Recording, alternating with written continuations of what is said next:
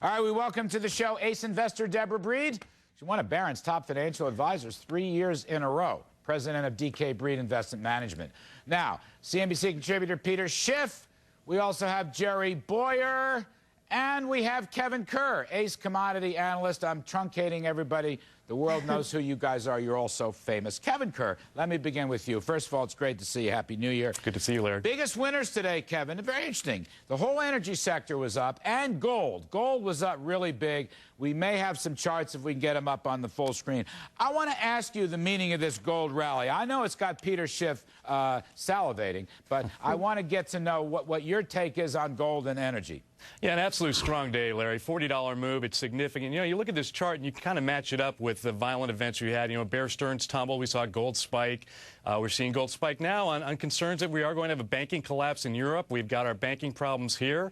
And, you know, all that love affair with the dollar seems to be waning a bit. A lot of the people that I talk to are saying, you know, maybe we better get out of this and move into gold right now.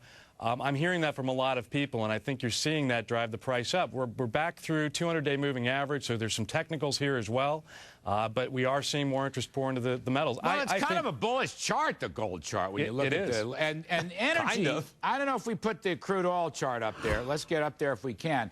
All right, that's gold. Didn't we just do the gold chart? Let's put the oil chart up. There you go. Now, at the bottom of that chart in the lower right, it could be a bottom or not. It's a close call, Kevin. You think energy, oil's bottoming? You know, when I look at this chart, what we're seeing here is we're seeing traders look at the options, look at the market. How much downside is there to this market? Sustained downside. I mean, what are we talking about? $20 oil sustained for 6 months. There's not a lot of interest in the options market in this. I think you are seeing some basing here. I mean, look, there's a lot of supply right now. We have refineries slowing down. We don't have the demand picking up yet. We have to see the global engine start firing again before we're going to get significant increases. But I think our nominal price is more around 55, 60. And I think you've probably seen the bottom. Deborah, let me come to you. Welcome to the program. Thank you for coming on. There's sort of a conundrum here.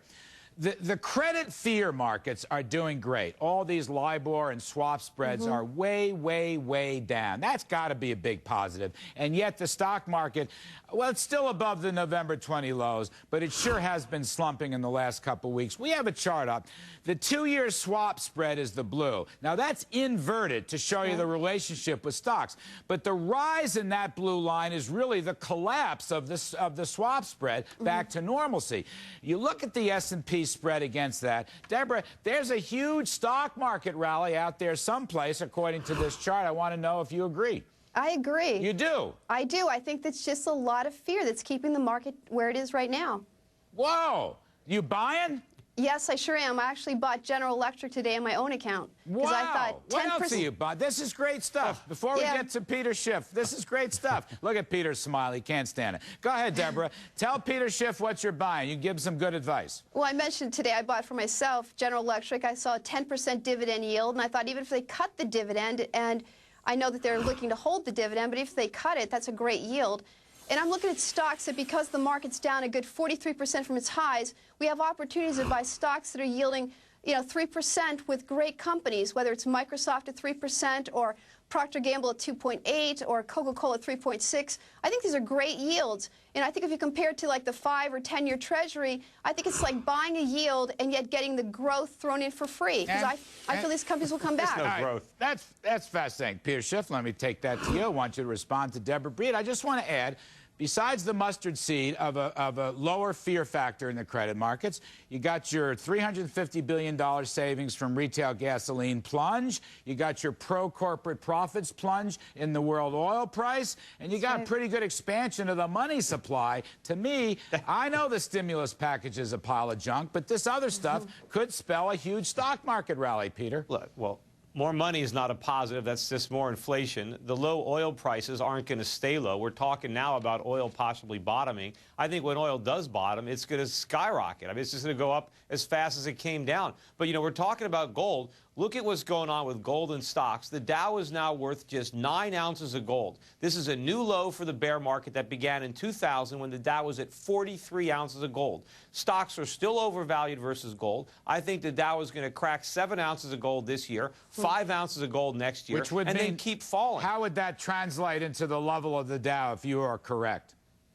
Well, you don't know. Well, let's say if the Dow is at 10,000 and gold is $2,000 an ounce, then the Dow is worth 5 ounces of gold. The point is that as the Dow loses value priced in gold, the real value of U.S. stocks is falling. It doesn't matter about the nominal value because nominal prices are going to be going up for everything. We're printing a lot of money to fund these stimulus packages, and because the stimulus package are not going to stimulate anything, the economy is going to get worse because of the stimulus package. They're going to keep upping the dosage. We're going to get more and more stimulus, and so we're going to have massive inflation. All right, Jerry Boyer, you heard Peter Schiff's cheerfulness. Now, I want to, on these subjects, by the way, Peter wrote an excellent, provocative article in the Wall Street Journal today, worried about our deficits and the fact that nobody around the world's going to buy them. So, yeah. Jerry, it's left to you. You're hitting cleanup tonight. Well, I agree that the deficits are going to get to be a problem and that we might have problems getting other nations to buy them.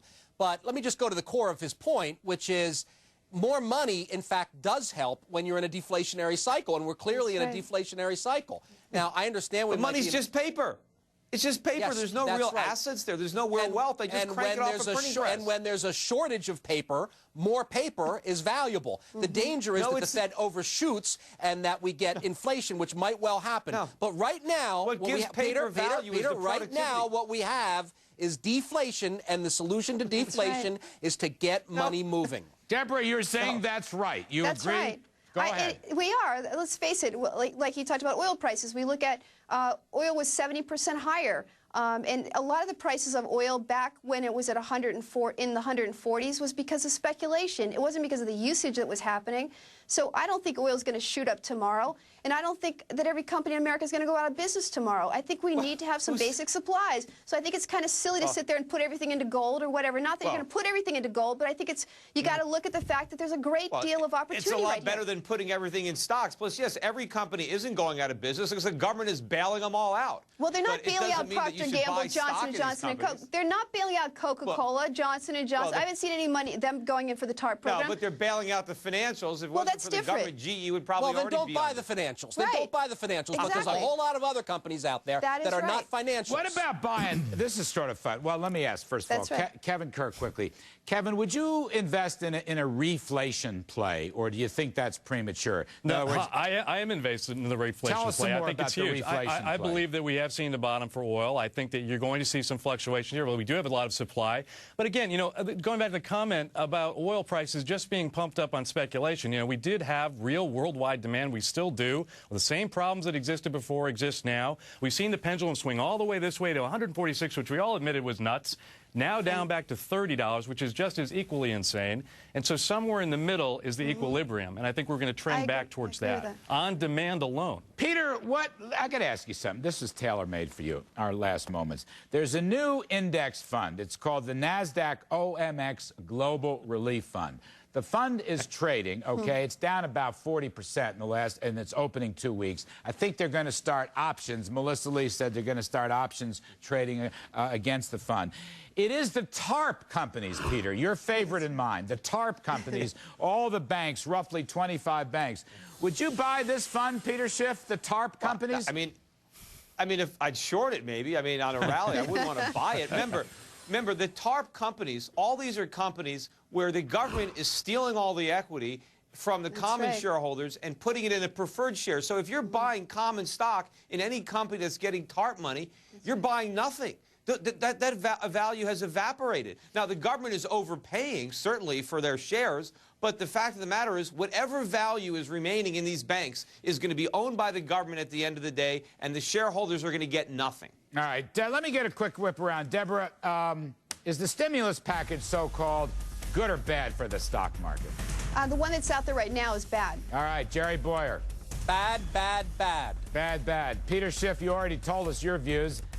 Kevin Kerr, good or bad? For the market. It's awful. It's more good money after bad, Larry. But let me tell you, is it inflationary, as Peter Schiff says? Because that would help your commodity story, Kevin. I absolutely agree with Peter. You know, you look at gold last year, it was up 5.5%. The S&P 500 was down 38%. It's inflationary, and that means higher gold price. Jerry Boyer, Peter Schiff, Kevin Kerr, Friday night. You're all wonderful. The NBC Reports continues right after the break.